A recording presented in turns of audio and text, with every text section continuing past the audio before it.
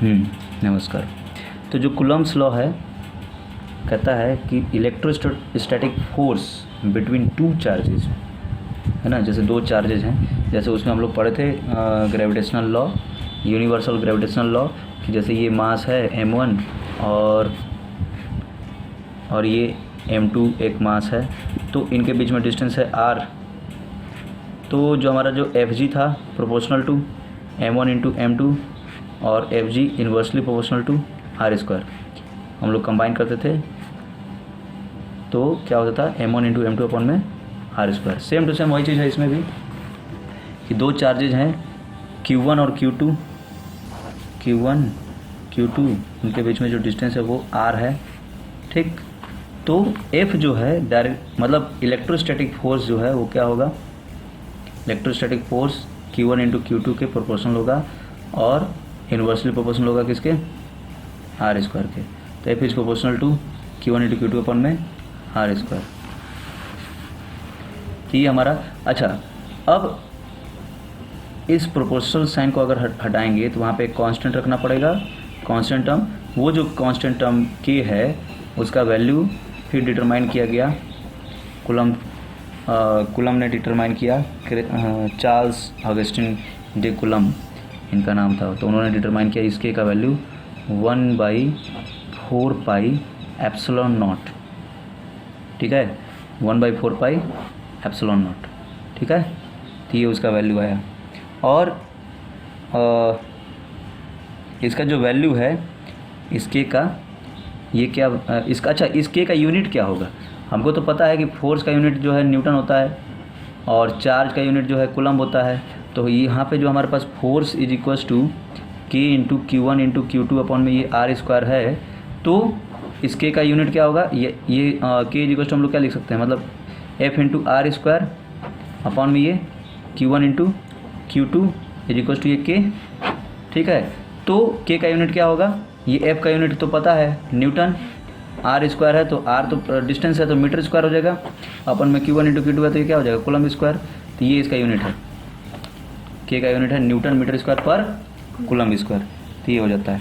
तो के का जो यूनिट के का जो वैल्यू निकाला गया, इसका सब कुछ वैल्यू रखने के बाद ये जो हमारा 4 पाई एप्सिलॉन नॉट है ना, 1 अपॉन में 4 पाई एप्सिलॉन नॉट, ये एप्सिलॉन नॉट का वैल्यू, पाई का वैल्यू सब कुछ रखे। एप्सिलॉन नॉट जो है इसको बोलते हैं permittivity of free space, permittivity of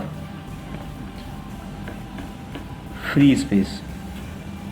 permittivity का मतलब क्या होता है, परमिटिविटी का मतलब कि कोई भी एक मीडियम, जैसे एक ये तो फ्री स्पेस का है, तो फ्री स्पेस मतलब वहाँ कुछ भी नहीं है ना, तो कोई भी एक मीडियम किसी चीज़ को कितना परमिट करता है वहाँ रहने के लिए, तो उसको बोलते हैं परमिटिविटी ऑफ फ्री स्पेस। मतलब ये तो फ्री स्पेस है, मतलब वहाँ वैक्यूम का ये परमिटिविटी जो है E0, ये वैक्यूम का परमिटिविटी है। अगर ये ER होता तो किसी कोई एक मतलब कि एक वाटर या फिर एयर या फिर किसी चीज़ का है तो ये उसका परमिटिविटी हो जाएगा EA। अब उसी तरह जैसे हम लोग एक लाइट चैप्टर में पढ़ते थे पहले कि म्यू आर, जिसको हम लोग बोलते हैं रिलेटिव रिफ्रैक्टिव इंडेक्स, तो mu R is equals to μ0 upon में ये म्यू ऑफ मीडियम। तो उसी तरह ये ER भी होता है रिलेटिव परमिटिविटी, रिलेटिव परमिटिविटी जैसे E0 अपॉन में E मीडियम, किसी भी मीडियम का परमिटिविटी। तो ये वही चीज़ है। तो ये जो है इसका जो वैल्यू सब कुछ निकाला गया 1 अपॉन में 4 पाई एप्सिलॉन नॉट। तो इस के का जो वैल्यू आया वो आया 9 इंटू पाई का तो वैल्यू हमको पता ही है, एप्सिलॉन नॉट का वैल्यू है 8.854 इंटू 10⁻⁻12, ठीक है। ये एप्सिलॉन नॉट का भी वैल्यू हम लोग मतलब कि उसका यूनिट निकाल सकते हैं, है ना, ठीक है। इसका यूनिट कैसे निकाल सकते हैं, अरे जो इसका यूनिट होगा वही इसका भी होगा। के का यूनिट हम लोग क्या निकाले हैं, न्यूटन मीटर स्क्वायर पर कूलम्ब स्क्वायर। तो 1 अपॉन में 4 pi epsilon not is equals to ये हमारा जो न्यूटन मीटर स्क्वायर पर कूलम्ब स्क्वायर है। तो ये जो एप्सिलॉन नॉट है ये तो 4 पाई, तो ये तो कांस्टेंट है, 4 भी कांस्टेंट है और पाई भी कांस्टेंट है, ये दोनों के दोनों कांस्टेंट हैं। तो क्या होगा, इसका तो कोई मतलब कि इसका कोई यूनिट कुछ नहीं होगा। तो इस एप्सिलॉन नॉट का यूनिट क्या हो जाएगा, एप्सिलॉन नॉट का यूनिट जो है मतलब इसका इन्वर्स हो जाएगा, जो ये है उसका इन्वर्स हो जाएगा ना, क्योंकि एप्सिलॉन नॉट मतलब कि ये तो इन्वर्स में है यहाँ पर नीचे, तो इसका यूनिट क्या हो जाएगा एप्सिलॉन नॉट का, इसका इन्वर्स होगा तो पर न्यूटन पर मीटर स्क्वायर और ये कूलम स्क्वायर, यानी कि कूलम स्क्वायर पर न्यूटन मीटर स्क्वायर। ठीक है, ऐसा लिख सकते हैं, जिसको हम लोग आप लोग लिखते हैं पर न्यूटन पर मीटर स्क्वायर। ठीक है, तो ये एप्सिलॉन नॉट का वो है, यूनिट है। ठीक, तो अब इसका अच्छा एप्सिलॉन नॉट का वैल्यू, एप्सिलॉन का वैल्यू क्या है, एप्सिलॉन नॉट का जो वैक्यूम में जो निकाला गया है उसका है 8.854 इंटू 10⁻⁻19 कूलम स्क्वायर न्यूटन पर मीटर स्क्वायर। ठीक है, तो ये इतना है 8.854 इंटू 10⁻⁻19। ठीक है, तो ये है।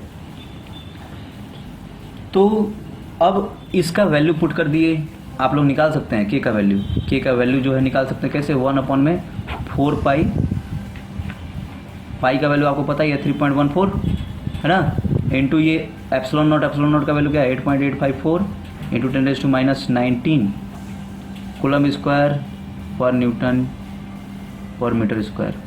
तो ये तो सब ऊपर जाएगा, तो ये क्या हो जाएगा 10⁻⁻19 ऊपर जाएगा तो फिर 10⁻+19 हो जाएगा, है ना, अपन में ये 4 इंटू 3.14 इंटू 8.854। ठीक है, और एक क्या हो जाएगा न्यूटन मीटर स्क्वायर पर कूलम स्क्वायर। ठीक है, अब इसको आप सॉल्व कर लीजिए, सॉल्व करेंगे तो इसका वैल्यू कुछ आया है 9 इंटू 10⁻9। ठीक है, 9 इंटू 10⁻9 है न्यूटन मीटर स्क्वायर पर कूलम स्क्वायर।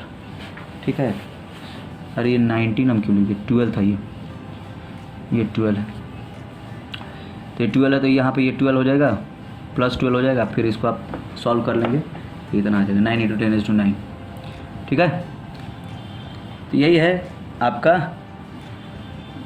कूलम्स लॉ, और ये कूलम्स लॉ का ये कांस्टेंट है ना, प्रोपोर्शनलिटी कांस्टेंट।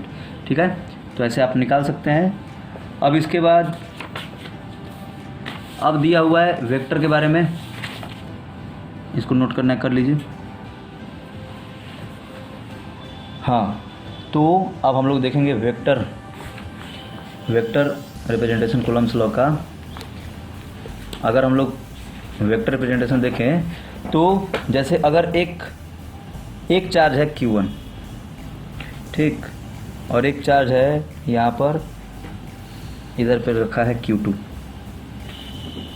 ठीक है, इनके बीच में डिस्टेंस कितना होगा, कैसे निकालेंगे, ये जो है अगर देखा जाए वेक्टर में क्या होता है, कुछ नहीं, उस तो सबसे पहले उसका हम लोग पोजीशन देख लेते हैं कि ये जो है Q1 कितना उसका पोजीशन कहाँ पर है। अगर ओरिजिन से वो R1 पोजीशन पर है, ठीक है, R1 मतलब कि उसका डिस्टेंस R1 है, और ये Q2 का डिस्टेंस अगर R2 है, ठीक, तो ट्रायंगल लॉ अगर हम लोग लगाएंगे तो ये क्या हो जाएगा R21, है ना, R21 इज इक्वल्स टू क्या हो जाएगा R21, यानी कि R21 इज इक्वल्स टू ये हो जाएगा R2 माइनस R1। ठीक, ये R2 माइनस R1 हो जाएगा। तो अब हम लोग को कुछ करना नहीं है, ये R21 का क्या बोलते हैं, इसका यूनिट वेक्टर निकालिए। तो R21 का यूनिट वेक्टर क्या होगा, R21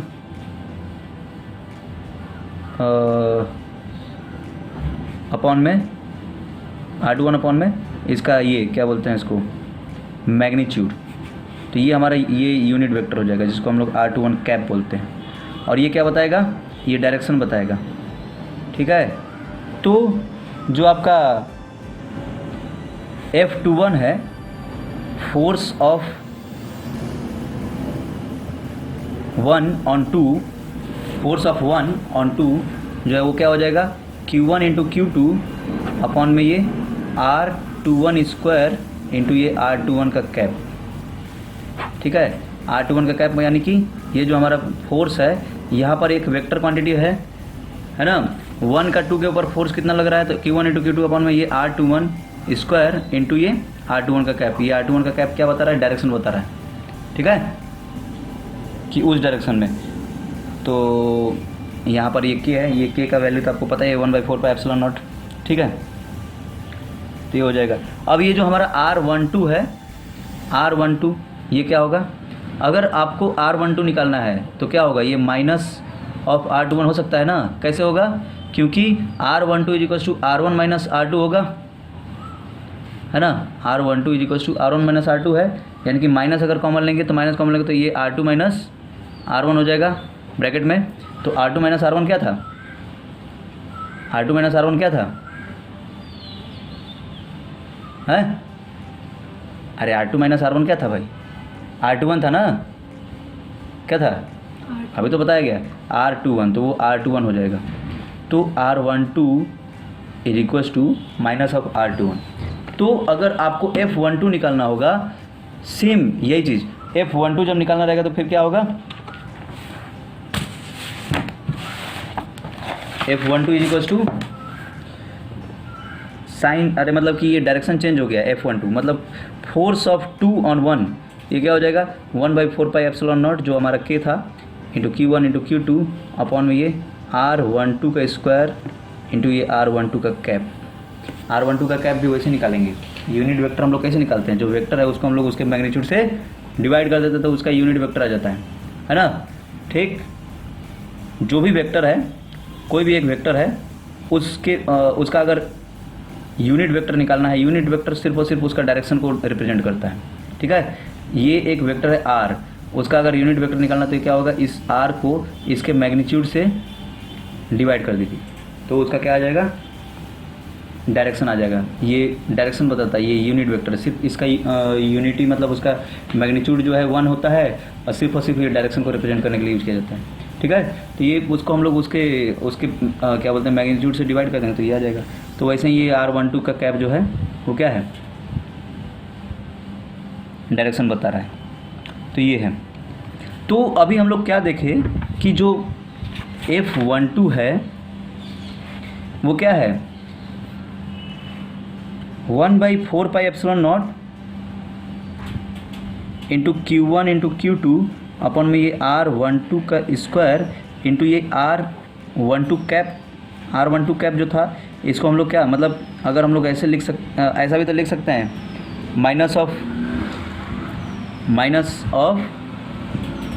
R21 कैप, है कि नहीं, R21 कैप है कि नहीं।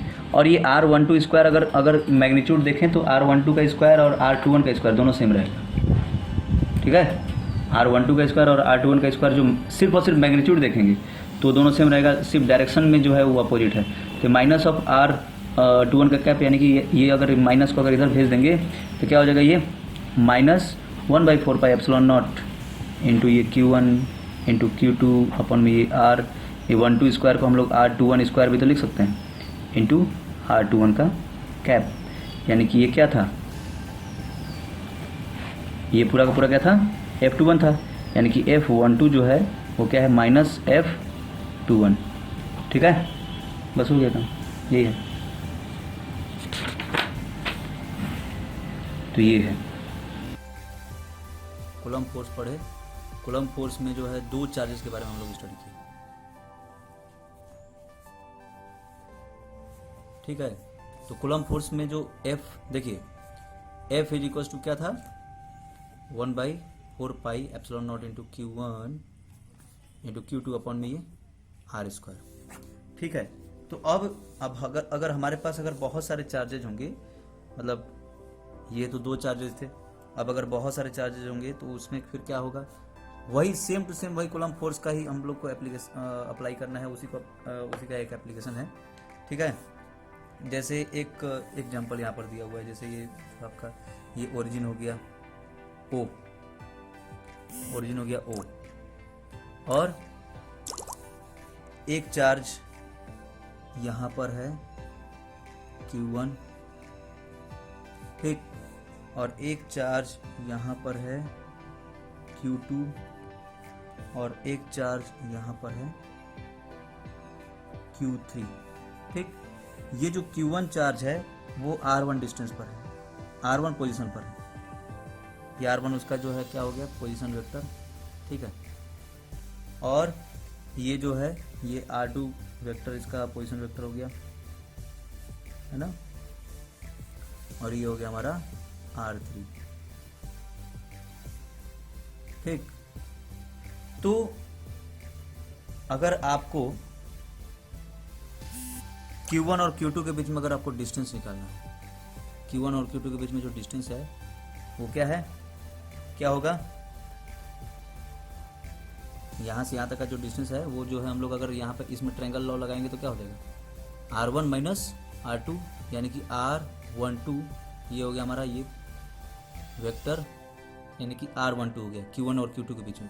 उसी तरह यहाँ से यहाँ तक के बीच में अगर निकालना है तो क्या हो जाएगा, R13 हो जाएगा, है कि नहीं। तो यही है। अब अगर जैसे अब ये जो हमारा Q1 है, ठीक है, ये जो Q1 है, इस Q1 के ऊपर Q2 के कारण कितना फोर्स लगेगा, force on Q1 due to Q2 यानी कि F, उसको हम लोग लिखेंगे F12। अभी हम लोग पढ़े हैं इसके बारे में ना, F12 के बारे में, है ना, पिछले उसमें भी वेक्टर जो है कॉलम्स लॉ को जो है वेक्टर उसका रिप्रेजेंटेशन हम लोग देख रहे थे, तो F12 पढ़ रहे थे। तो F12 क्या होगा, Q1 मतलब ये तो 1/4 पाई एप्सिलॉन नॉट तो होगा ही, तो ये हो जाएगा Q1 इंटू Q2 अपन में ये क्या हो जाएगा, R12 का स्क्वायर, ठीक है। अगर आप ये R12 का स्क्वायर करेंगे तो इसका सबसे पहले आप ये मैग्नीट्यूड निकाल करके इसका स्क्वायरिंग कर दीजिए, फिर यहाँ पे उसका जो R12 कैप है उससे इंटू कर दीजिए, जैसे हम लोग पढ़े थे उसमें, ठीक है। ये हो जाएगा हमारा मतलब F12, ठीक। उसी तरह force on Q1 due to, अब आपको अगर ये क्या हो जाएगा, फोर्स, इसको पढ़ेंगे force on Q1 due to Q2, मतलब Q2 का जो फोर्स है Q1 पे जो लग रहा है वो है F12, ठीक है।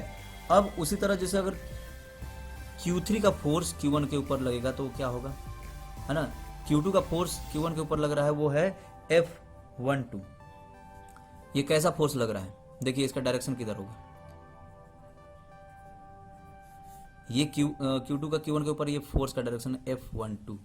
और उसी तरह यहाँ जो है 1 का 3 के ऊपर लग रहा है, सॉरी 3 का 1 के ऊपर लग रहा है, तो ये हो जाएगा हमारा F13।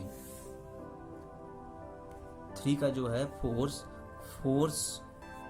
On Q1 due to Q3, मतलब Q3 का जो फोर्स है वो Q1 के ऊपर लगेगा तो उसको क्या पढ़ेंगे, F13। अब F13 क्या होगा, वैसे ही होगा 1/4 पाई epsilon not Q1 into Q3 अपन में ये R13 का स्क्वायर इंटू ये R13 कैप, है कि नहीं। बस ये उसका रिप्रेजेंटेशन है, समझे।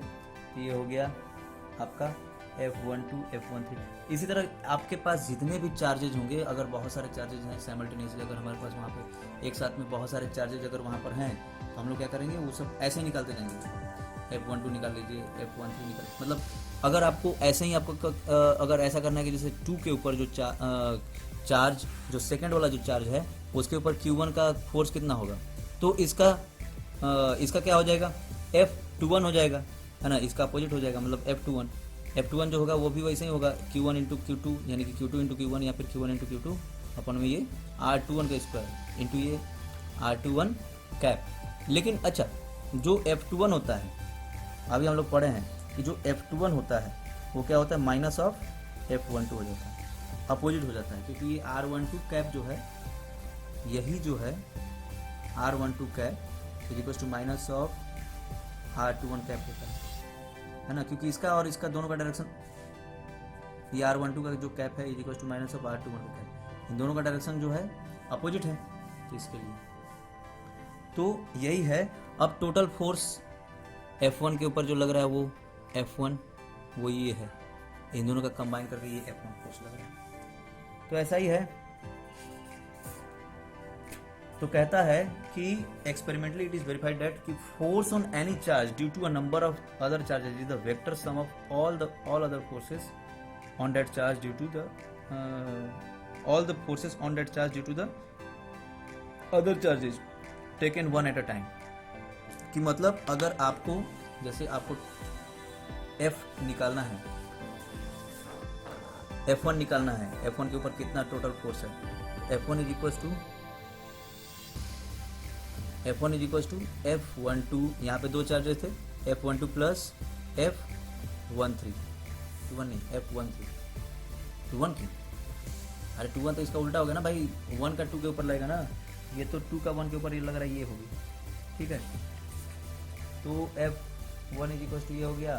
तो ऐसे ही मतलब कि हमको अगर बहुत सारे चार्जेज हैं, बहुत सारे मल्टीपल चार्जेज हैं, ऐसे हम लोग कर सकते हैं। आप इसको मतलब कि थोड़ा सा और आगे आप बढ़ा सकते हैं इसका रिलेशन को। F1 इज इक्वल टू देखिए ये F12 क्या था, 1/4 पाई epsilon not into Q1 into Q2 upon में ये R12 का स्क्वायर इंटू R12 कैप था ना, प्लस ये क्या हो जाएगा 1/4 पाई epsilon not into Q1 into Q3 अपन में ये R13 का स्क्वायर और इंटू ये R13 कैप।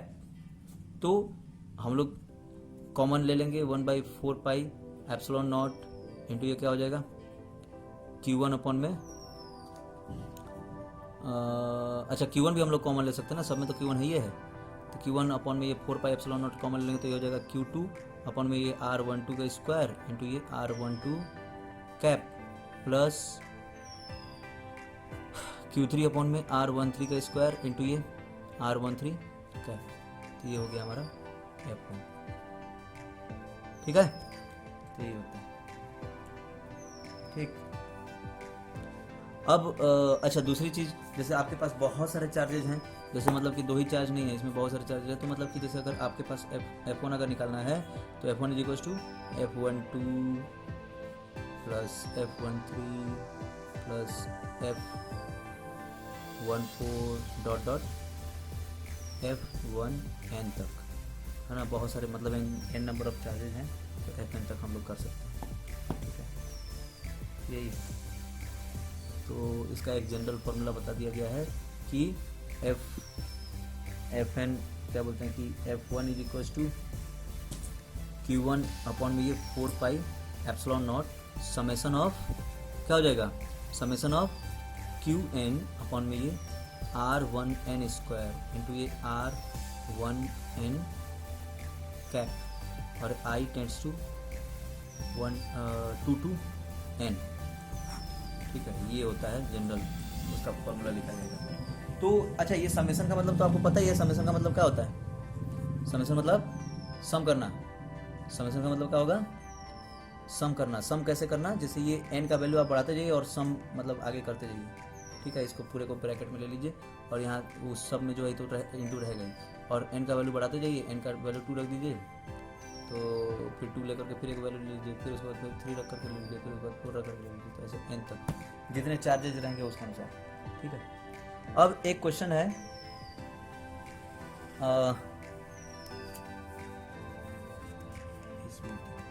इसको आप लोग बनाइए।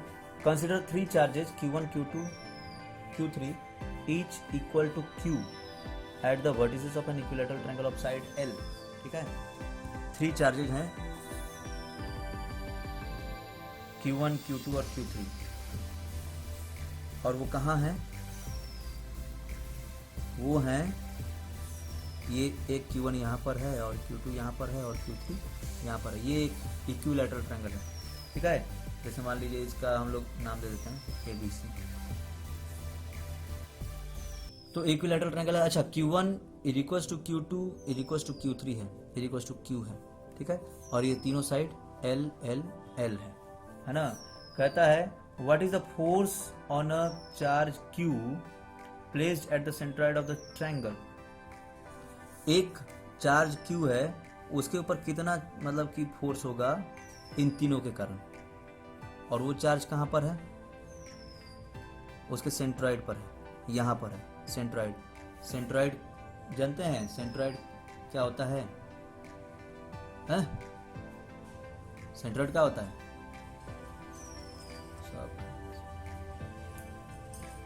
क्या होता है सेंट्रॉइड है? कोई भी ट्रायंगल के जो तीनों मीडियंस होते हैं, तीनों मीडियंस जहाँ पे ज्वाइन करते हैं, जहाँ पे मतलब इंटरसेक्ट करते हैं, point of intersection of all the 3 medians of a triangle, उसको हम लोग क्या बोलते हैं, सेंट्रॉइड। नहीं पढ़ा है सब, तो यही सेंट्रॉइड है। तो अच्छा इक्विलैटरल का जो सेंट्रॉइड है उसका कुछ प्रॉपर्टी है, वो इक्विलैटरल का नहीं, सभी सेंट्रॉइड का जो प्रॉपर्टी है क्या है कि जो मीडियन जो होता है, मीडियन, उस मीडियन को क्या करता है वो 2:1 में डिवाइड करता है, 2:1 में, ठीक है। तो ये यहाँ से यहाँ तक का डिस्टेंस जो है वो 2 है और ये डिस्टेंस 1 है, यहाँ से यहाँ तक का डिस्टेंस ये भी 2 है, यहाँ से यहाँ तक का डिस्टेंस ये भी 2 है और ये इधर का पार्ट 1 होता है। तो लेकिन अब हमको ये भी तो निकालना पड़ेगा, मतलब यहाँ से यहाँ तक 2 है तो ये 2 सेंटीमीटर 2 मीटर ऐसा कुछ थोड़ी है, लेकिन हमको निकालना पड़ेगा ना, वो रेशियो में 2:1 में वो करता है। तो हम लोग क्या करेंगे सबसे पहले, जैसे ये हमारे पास एल, ये मतलब कि ये जो है, अच्छा आप एक चीज़ और जानिएगा कि जो आपका इक्विलैटरल ट्रायंगल होता है, उस इक्विलैटरल ट्रायंगल में जो है जो मीडियन होता है, मीडियन वो क्या काम करता है,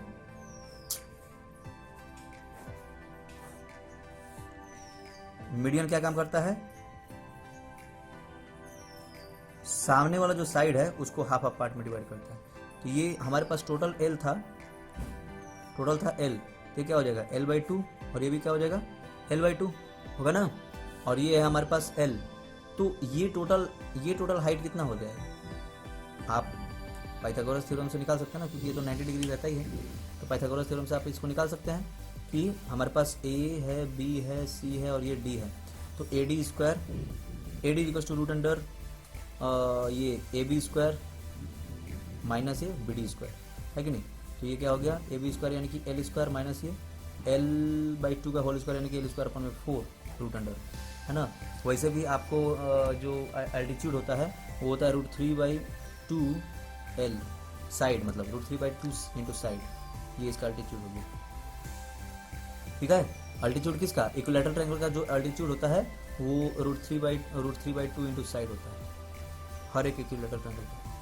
उसका जो साइड रहेगा उसको √3/2 से इंटू करना है। क्यों होता है उसका तो कारण बता ही दिए, ये L² माइनस ये L²/4 होगा, तो 4L² माइनस L² कितना हो जाएगा मतलब √3 क्या होगा, ये आगे सॉल्व करेंगे तो ये 3L²/4 होगा, उसका रूट निकालेंगे तो √3 तो √3 रह जाएगा और 4 का स्क्वायर रूट जो है 2 होता है और L² का स्क्वायर रूट L होता है, तो हो गया ना ये चीज़ है। तो ये AD आ गया हमारे पास। अब हम लोग क्या करेंगे, AD मिल गया। अब जो सेंट्रॉइड है, अब आप समझिएगा इसको ध्यान से, इसका जो सेंट्रॉइड है, ठीक है,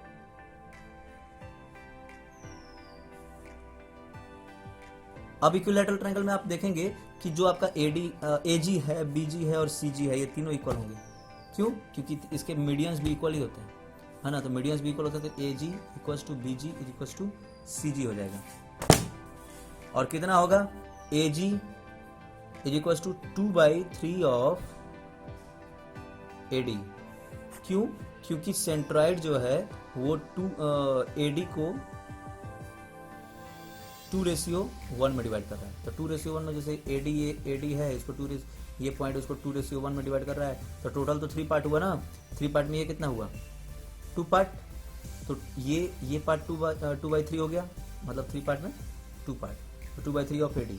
तो AG is equals to 2/3 into AD हम लोग कितना लाए हैं, AD लेकर आए हैं √3/2 इंटू L, है कि नहीं। 2 से 2 कट गया, क्या बचा, √3 से √3 कट जाएगा, L/√3 यानी कि 1/√3 L, ये AG is equal to BG is equal to CG, ठीक है। और तीनों इक्वल हो जाएगा। अब आपके पास डिस्टेंस मिल गया है। अब जो है आप लोग क्या करेंगे, अब आप क्या करेंगे, फोर्स निकाल लेंगे, ठीक है।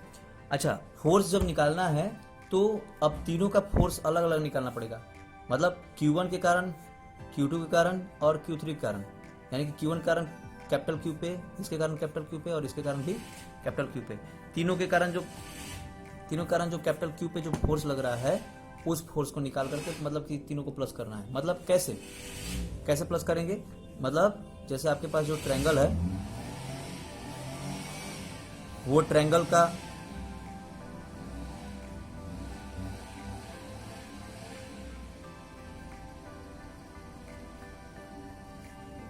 ABC एक ट्रायंगल है, तो उस ट्रायंगल का ये जो पॉइंट है G, वो जो G पॉइंट है ये 2:1 में डिवाइड तो कर दिया, तो अब हम लोग ये जो पॉइंट है ये हमारा यहाँ पर Q चार्ज है, और ये हमारा Q1 है इधर पे, यहाँ पे Q2 है और यहाँ पे Q3 है, और तीनों तो Q के इक्वल है, तीनों जो है Q के इक्वल है, समझे, तीनों Q के इक्वल है।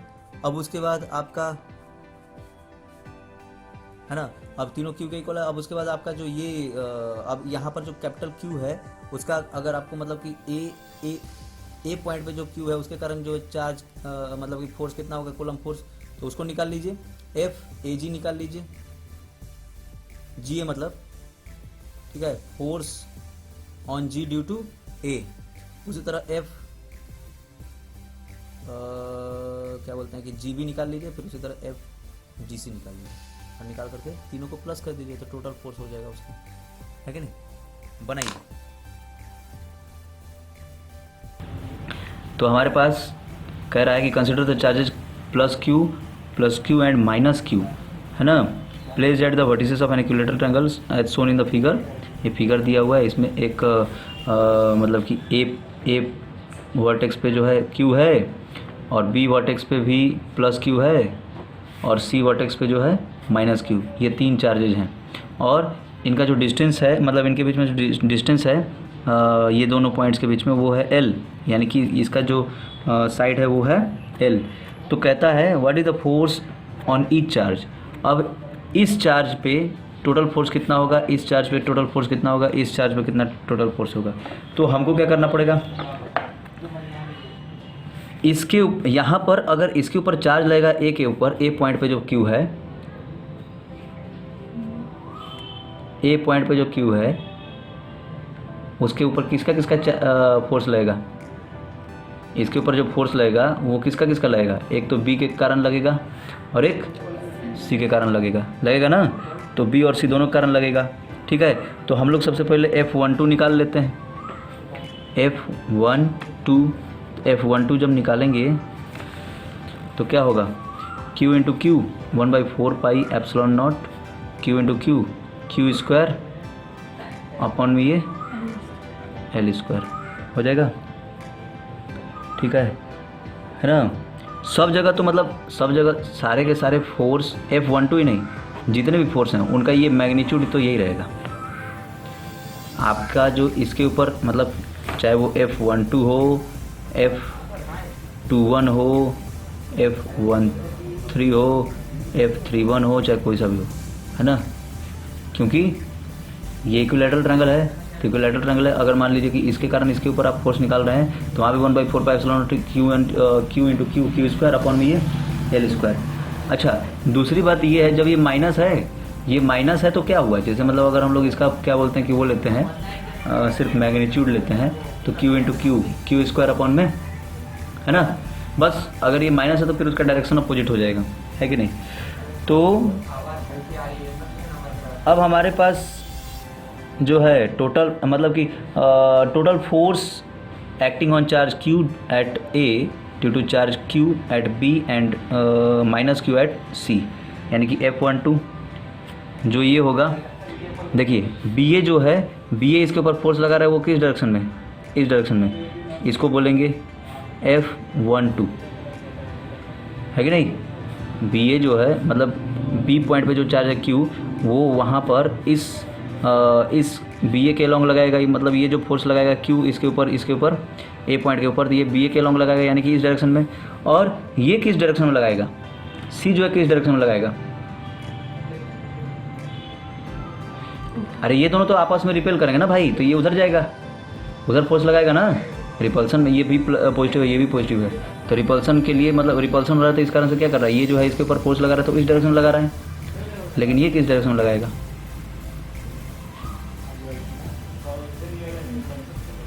किसमें,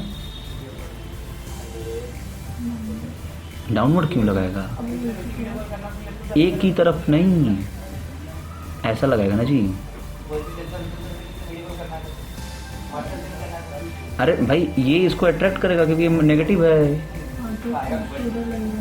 किधर, इसके ऊपर जब फोर्स लगाएगा तो ये उसके अपनी तरफ खींचेगा ना इसको, है ना, तो ये इसको अपनी तरफ खींचेगा। जैसे अगर धक्का देता तो फिर इधर देता, क्योंकि लाइन तो ये है, लाइन ऑफ एक्शन जो है, लाइन ऑफ फोर्स वो तो ये है है ना, इसका लाइन ऑफ फोर्स ये है, और उस लाइन ऑफ फोर्स को या तो अपवर्ड या तो फिर डाउनवर्ड, है कि नहीं, इधर पे जैसे या तो इधर, तो इधर कब होता है, जब ये भी नेगेटिव होता तो फिर इधर रहता, लेकिन ये तो पॉजिटिव, ये भी पॉजिटिव ये भी पॉजिटिव है, तो फिर इसलिए ये इधर लग रहा है कि नहीं। अब यहाँ पर ये पॉजिटिव है लेकिन ये नेगेटिव है, तो क्या होगा, अपवर्ड लगेगा ना, है कि नहीं। वैसा ही इसमें भी होगा, इन दोनों के बीच में भी ऐसा ही वही चीज़ होगा। अच्छा, अब क्या होगा, अब इन दोनों का रिजल्टेंट क्या होगा, इसको अगर हमको प्लस करना है तो इन दोनों को प्लस करेंगे, तो फिर ये पैरेललोग्राम से ये जो हमारा जो इसका जो डायगोनल होगा वही उसका रिजल्टेंट होगा इन दोनों का, है। ये हमारा F12 है और ये हमारा क्या है F13, ठीक, F13 और F12 इन दोनों का रिजल्टेंट हमारा F1 हो जाएगा, F1 के ऊपर जो फोर्स लग रहा है कि नहीं, ठीक। अब उसी तरह ये बी पॉइंट पे आप निकालिए, तो इसका फोर्स ये हो गया, उधर खींच रहा है, और इसका फोर्स ये हो गया। अब इन दोनों का रिजल्टेंट फोर्स ये हो गया, है कि नहीं। तो ये हो जाएगा हमारा F21 और ये हो जाएगा हमारा F23 ना, 31 क्यों, 2 के ऊपर ड्यू टू 3, है ना, और फिर ये। अच्छा, अब इस पे जो है इसमें क्या होगा, इसमें ऐसा होगा, क्योंकि ये A उसको अपनी तरफ अट्रैक्ट करेगा, इसको, इसका फोर्स ऐसा डाउनवर्ड होगा, करेगा ना, क्योंकि ये पॉजिटिव और ये नेगेटिव है। उसी तरह ये भी इसको अट्रैक्ट करेगा इधर, ये दोनों इसको इधर अट्रैक्ट करेंगे, तो इन दोनों का जो रिजल्टेंट फोर्स होगा वो भी अगर हम लोग देखेंगे तो ये मतलब ये हो जाएगा इसका रिजल्टेंट फोर्स F, है कि नहीं। तो ये हो जाएगा F3। तो ये जो है हमारा ये क्या है F31 है, और ये क्या है F32 है कि नहीं, ठीक। वो दोनों का ये सम F3 हो जाएगा, तो निकाल लेंगे। अरे यार, तो ये तो A और B के बारे में समझ में आ ही गया था, एक बार हम लोग देख लेते हैं दोबारा से। A के ऊपर जो फोर्स है, ये B जो है क्या कर रहा है, रिपल्सिव फोर्स लगा, क्योंकि ये भी पॉजिटिव है और ये भी पॉजिटिव है, दोनों पॉजिटिव हैं। तो ये B जो है इसके ऊपर A के ऊपर फोर्स लगा रहा है, तो किस डायरेक्शन में लगाएगा, अलोंग BA डायरेक्शन, BA के ही मतलब BA के डायरेक्शन में। इस पॉइंट पे अगर देखेंगे तो BA का डायरेक्शन किधर है, इधर है ना, BA का डायरेक्शन इधर है ना, ठीक, इसलिए इधर लगा रहा है। तो ये हो जाएगा हमारा F12, और C जो है A के ऊपर लगाएगा, तो फिर ये क्योंकि ये नेगेटिव है और ये पॉजिटिव है, तो ये क्या करेगा, मतलब इसको अपनी तरफ खींचेगा, इस चार्ज को, तो अपनी तरफ खींचेगा, तो अलोंग क्या, अलोंग AC, ये जो है इसके ऊपर क्या लगाएगा, अलोंग AC लगाएगा ना, इसका जो फोर्स है इसके ऊपर जो लगेगा तो वो अलोंग AC हो जाएगा, क्योंकि ये उधर मतलब कि ये नेगेटिव और ये पॉजिटिव है, तो उसको अपनी तरफ खींच रहा है, तो इसका फोर्स अट्रैक्टिव है और इसका फोर्स क्या है, रिपल्सिव है ना। उसी तरह यहाँ पर भी ये जो है A जब B के ऊपर फोर्स लगा तो रिपल्सिव फोर्स लगाएगा उधर डायरेक्शन में, है कि नहीं, है ना, और ये उसको अपनी तरफ अट्रैक्ट करेगा, तो ये उधर डायरेक्शन में मतलब C की तरफ, उधर की तरफ चल जाएगा, अलोंग BC। अब ये C के ऊपर एक ऐसा फोर्स लगाएगा, अट्रैक्शनल फोर्स लगाएगा, तो मतलब अलोंग क्या लगाएगा, जो है अलोंग CA, है कि नहीं। A जो है C के ऊपर कैसा फोर्स लगाएगा, CA के अलोंग, है कि नहीं, और B जो है C के ऊपर कैसा फोर्स लगेगा, वो भी क्या बोलते हैं कि CB के अलोंग, ऐसा, ठीक है, ऐसा डायरेक्शन रहेगा ना। तो ये दोनों अट्रैक्शनल फोर्स हैं। अब इसका रिजल्टेंट ये F3 हो जाएगा, इन दोनों का रिजल्टेंट F13 और F12 का रिजल्टेंट ये F1 हो जाएगा, और इन दोनों F23 और F21 का रिजल्टेंट ये F2 हो जाएगा। तो यही निकालना है आपको, F1, F2 और F3। अब इसको प्लस कर लीजिएगा, इसको पैरेललोग्राम लॉ से हम लोग ऐड करेंगे, और इसको भी हम लोग पैरेललोग्राम लॉ से हम लोग ऐड कर सकते हैं। लेकिन ये तो इसमें सिर्फ और सिर्फ यही चीज़ है कि सबका मैग्नीट्यूड सेम रहेगा, लेकिन उसका बस डायरेक्शन हम लोग यहाँ पर बता सकते हैं कि किसका डायरेक्शन है ना, ठीक है। बस ये सबका मैग्नीट्यूड यही रहेगा, ठीक है, F12 हो, F21 हो, चाहे सबका, है कि नहीं।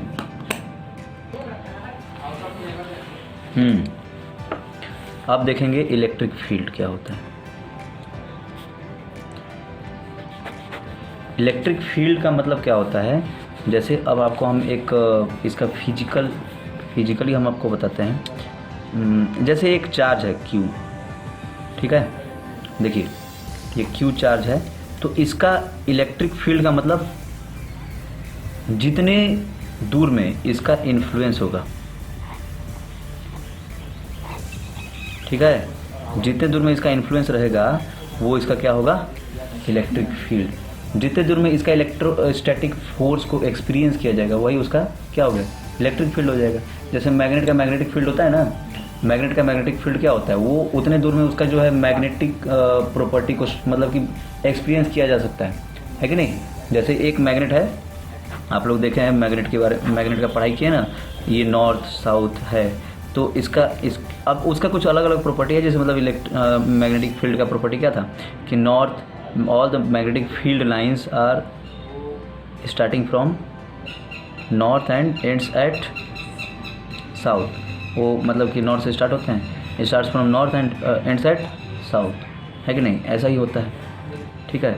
तो यही, तो वैसा ही टाइप का ही इसमें भी है, उसी टाइप का है। तो अच्छा ये कट गया, ये कटता नहीं है लेकिन, है ना, मैग्नेटिक फील्ड लाइंस एक दूसरे को कभी क्रॉस नहीं करते हैं, ठीक है।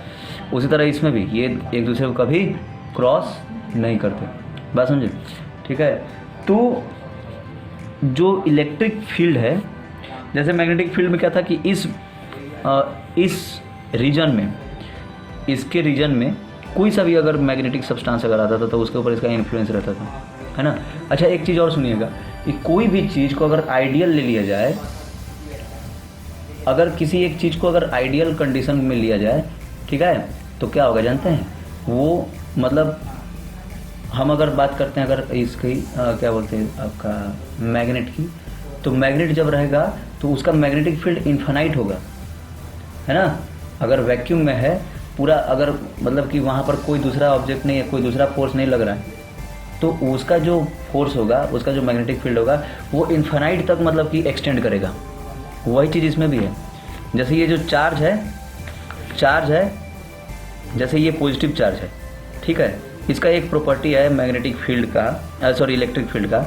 इलेक्ट्रिक फील्ड का प्रॉपर्टी क्या है कि एक पॉजिटिव चार्ज है, तो पॉजिटिव चार्ज में जो फील्ड का डायरेक्शन होता है, मैग्नेटिक फील्ड का डायरेक्शन, वो आउटवर्ड होता है, ठीक है। कैसा होता है, आउटवर्ड, बात समझे, वो आउटवर्ड रहेगा, है ना।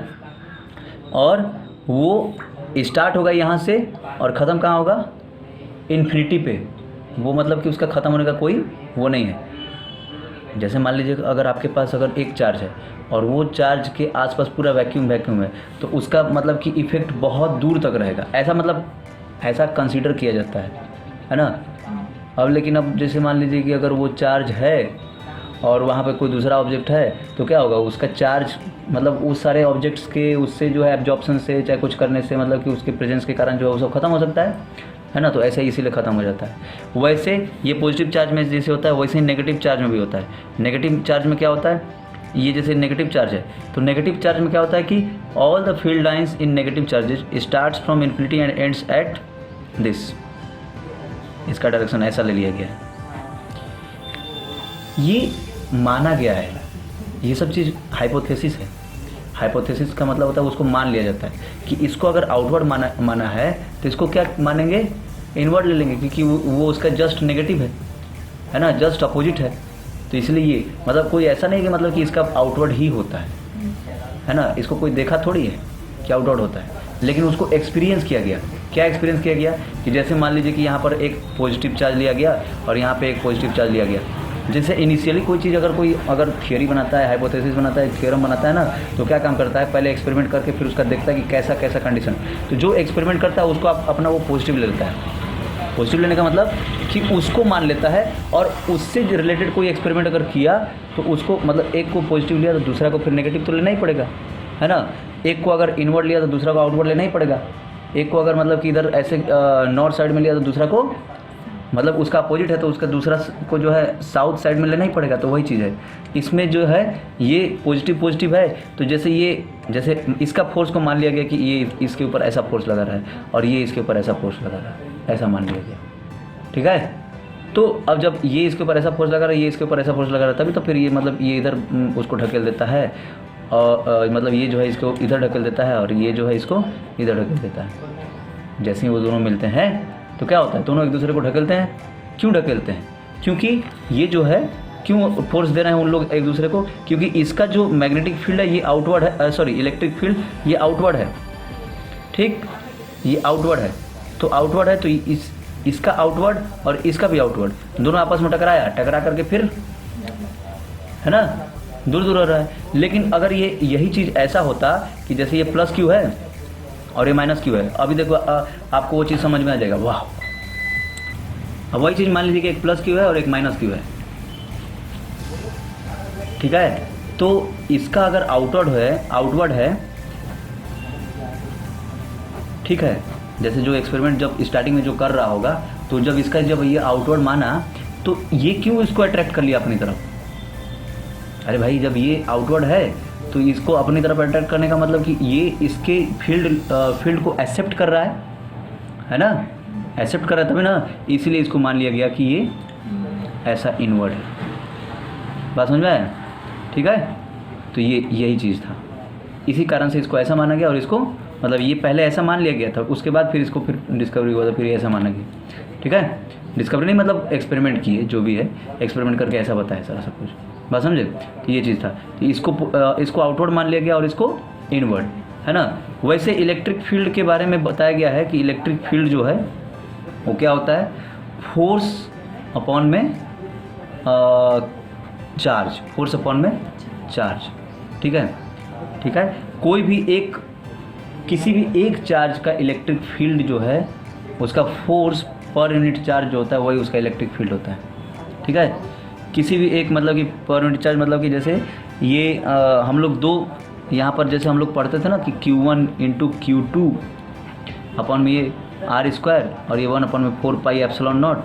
तो यहाँ पर जो इलेक्ट्रिक फील्ड है वो क्या है, इलेक्ट्रिक फील्ड Q अपॉन में, इलेक्ट्रिक फील्ड जो है प्रोपोर्शनल टू Q है, और electric field inversely proportional to R² है, ठीक है। इसको जब हम लोग कंबाइन करेंगे तो क्या हो जाएगा, electric field proportional to Q upon में R², यानी कि electric field is equal to क्या हो जाएगा, प्रोपोर्शनल का साइन जब हटाएंगे तो ये प्रोपोर्शनलिटी कांस्टेंट क्या हो जाएगा, 1/4 पाई एप्सिलॉन नॉट Q अपॉन में ये R², ठीक है, ठीक है।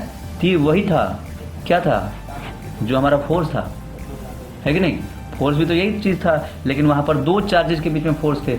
यहाँ पे जो है सिर्फ एक चार्ज को कंसीडर करके लिया गया इलेक्ट्रिक फील्ड। तो जो दो चार्जेस के बीच में जो फोर्स थे वो क्या था, ये था ना, यहाँ पे हम लोग अभी तो लिखे ये Q1 इंटू Q2 अपन में R² 1/4 पाई एप्सिलॉन नॉट, ये हमारा फोर्स था, है ना, ये हमारा फोर्स था। और यहाँ पर तो अगर हम लोग उस फोर्स को एक Q से अगर हम लोग वो कर देंगे, डिवाइड कर देंगे, तो उससे हमारा उस चार्ज का जो है इलेक्ट्रिक फील्ड मिल जाएगा ना, है कि नहीं।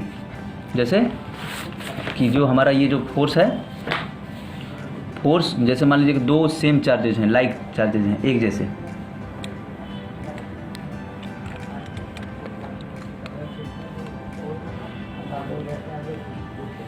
एक जैसे चार्जेस हैं, उनके बीच में फोर्स है,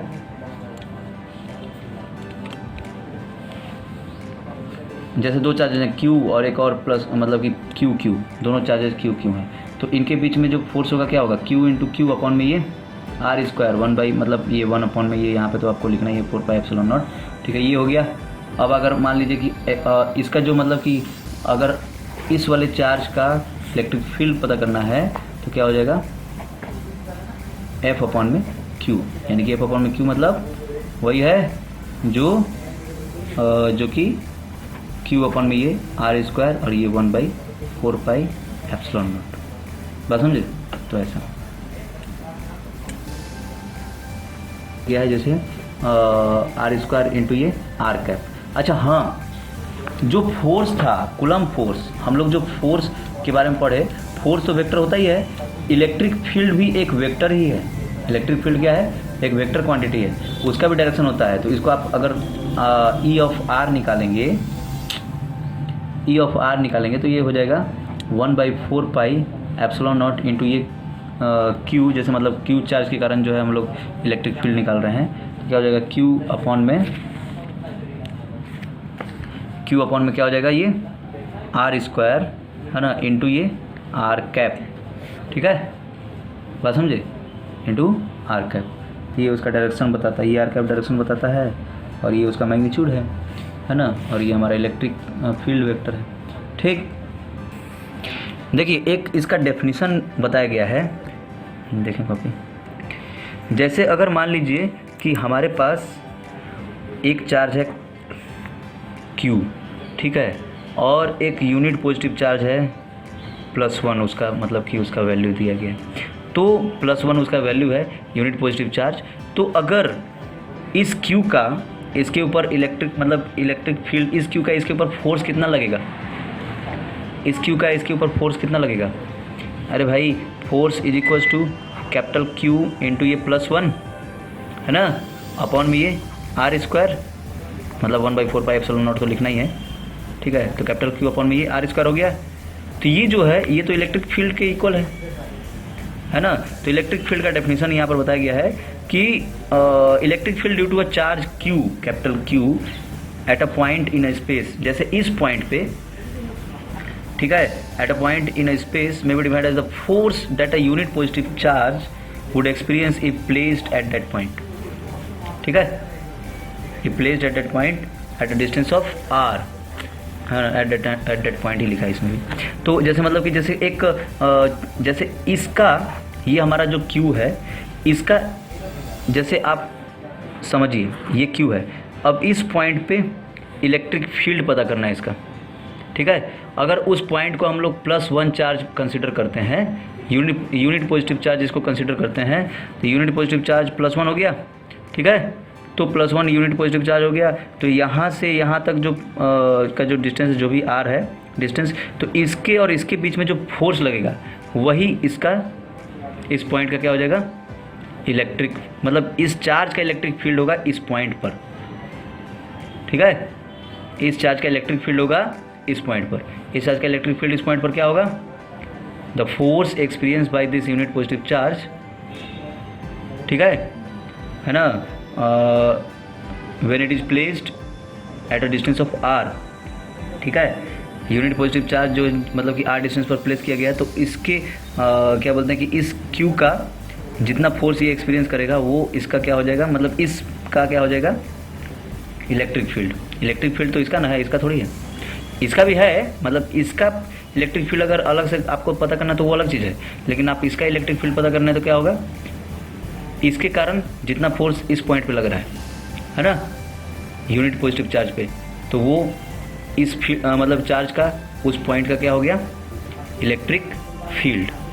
बात समझे, तो यही है।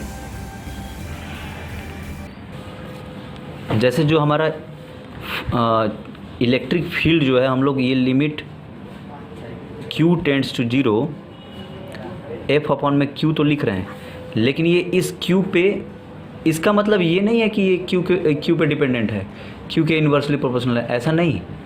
क्यों, ये तो हम लोग ऐसे लिखे हैं, क्यों लिखे हैं, क्योंकि जैसे अगर आप E= आप लिखते हैं 1/4πε0 इंटू ये Q अपॉन में ये r², ये किसी एक टेस्ट, जैसे इलेक्ट्रिक फील्ड जो है वो टेस्ट चार्ज के प्रॉपर्टी पे, मतलब कि ना ही उसके मैग्नीट्यूड पे, ना ही उसके किसी मतलब कि चार्ज का जो भी क्या बोलते हैं कि वैल्यू है, मतलब पॉजिटिव या फिर नेगेटिव, उन दोनों चीज़ों पे डिपेंड नहीं करता है।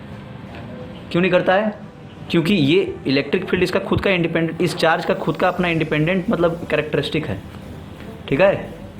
उस चार्ज का, इस सोर्स चार्ज का वो अपना खुद का इंडिपेंडेंट कैरेक्टरिस्टिक है। वो इस पॉइंट चार्ज, जो पॉइंट चार्ज हम लोग यहाँ पे ये टेस्ट चार्ज जो लिए हैं, इसको हम लोग टेस्ट चार्ज बोलते हैं, इस पॉइंट चार्ज के ऊपर उसका कोई मतलब कि डिपेंडेंट नहीं है, ठीक, उसके ऊपर कोई डिपेंडेंसी नहीं है। मतलब तो ये क्या करता है, तो जैसे ही मतलब कि ये यहाँ पे आप इसको अगर आप देखेंगे, इसको देख करके आप बोलेंगे कि भाई ये इन्वर्सली प्रोपोर्शनल है, ये देखिए ये जो E है वो इस Q के इन्वर्सली प्रोपोर्शनल है, ऐसा कुछ नहीं है ना। E= F अपॉन में Q, ये मतलब कि इन्वर्सली उसके प्रोपोर्शनल नहीं है।